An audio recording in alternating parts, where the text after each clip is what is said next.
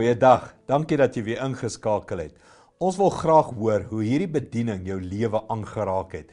Stuur vir ons jou storie na info@als.org.za. En indien jy ons finansiëel wil ondersteun om hierdie bediening op die lig te hou, kan jy na ons webtuiste gaan of jy kan vir ons 'n SMS stuur na 49724 en so 'n R30 bydrae maak om hierdie bediening aan die gang te hou. Dankie dat jy ingeskakel het en geniet vandag se boodskap.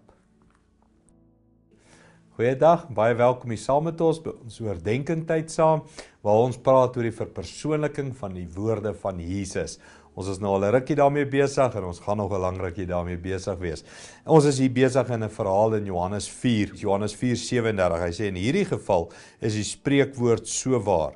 Die een saai en die ander een versamel die oes. Ek het julle gestuur om 'n oes in te samel waaraan julle nie hard gewerk het nie. Ander het hard gewerk en julle het net toegetree om die vrug van hulle werk te benut. Nou, Jesus praat hier van siele wen, om 'n oes in te samel, iemand anders saai en jy samel die oes in, of wat ek dink wat belangrik is, jy saai en iemand anders saai die oes in. Met ander woorde, jy sien nie altyd vrug op jou werk nie. Nou hierdie is, ek dink, baie persoonlik vir baie van ons, van jy werk saam met iemand en jy saai saadjies en jy sien nie die persoon tot bekering kom nie. En omdat jy dit nie sien nie, begin jy moedeloos raak en jy hou op saadjies saai.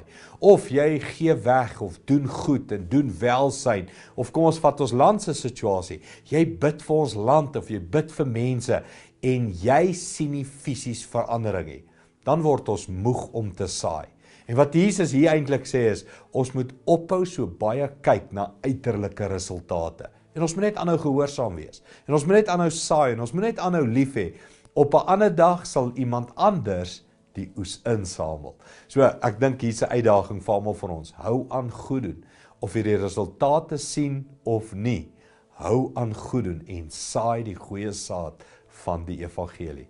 Kom ons bid dit saam. Hemelse Vader, ek dink ons almal het al moedeloos geword om goed te doen. Ons almal het al moedeloos geword om die evangelie te saai, mense goed te behandel, vrygewig te wees en dan te sê, ag, dit werk nie. Mense trap net op jou.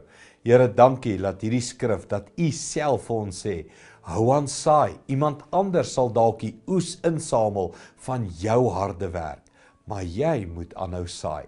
Dankie daarvoor, Here. Help ons om dit te doen in Jesus naam. Amen. Goed gaan, sien jou weer.